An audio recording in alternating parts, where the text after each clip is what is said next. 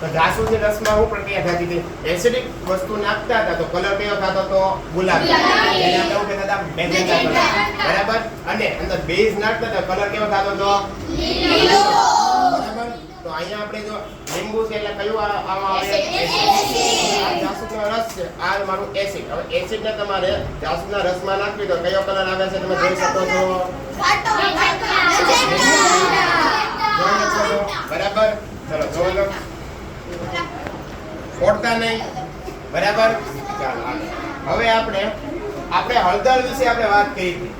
હળદર છે કોઈ દી એસિડમાં કોઈ દી એનું કઈ બદલે નહીં. હળદરનું લિટમસ પત્ર કોઈ દી એસિડમાં કામ ન લાગે. બરાબર. ચલો તો આપણે જો બે વસ્તુ છે આપણી પાસે એસિડ છે અને બેઝ પણ છે. બરાબર. ચલો અહીંયા ધ્યાન. હવે બેઝ છે બેઝ. બરાબર. તો બેઝમાં હળદરનું પત્ર કેવું બની જાય? લાલ. હમણાં તમને બતાવું બધાને. જો કલર કેવો બને છે? લાલ. જો જોઈ શકો છો તમે વિડીયોમાં આપણે બતાવી દઈએ. લાલ કલર બને છે. ચલો જોતા જાઓ પાછળ. બરાબર. અને આપણો મુખ્ય પ્રયોગ. ચલો અહીંયા ધ્યાન. ચલો આપણે જ્યારે એસિડ અને બેઝ બંને ભેગું કરવી. એસિડ અને બેઝ જો પહેલા તમે બતાવી દઉં તમને. હળદરમાં જો એસિડ ઉમેરી છે તો કોઈ પરિવર્તન આવતો નથી. તમે જોઈ શકો છો અંદર કોઈ પરિવર્તન આવ્યો નહીં. એટલે હંમેશા આ કુદરતી રીતે લિટમસ પત્ર બન્યું કહેવાય. બરાબર. તો હળદર તેની ઉપર કામ કરે ફક્ત ને ફક્ત બેઝ ઉપર.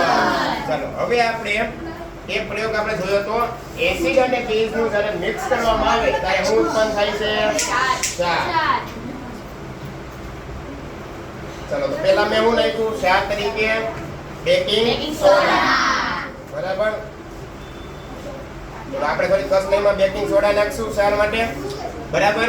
હવે એની અંદર તમારો એસિડ એટલે કે લીંબુ. આપણે લીંબુ અંદર દાખલ કરશું તો તમે જોઈ શકો છો એમાં ફીણા વળશે. બરાબર. જોવો તમે રીતસરના ફીણા જોવો કેટલી સ્પીડમાં ઉપર આવે છે. જોવો બહાર નીકળી ગયા. બરાબર. જોઈ શકો છો. બરાબર. એસિડ તમે નાખો એટલે ફીણ વળશે. બરાબર.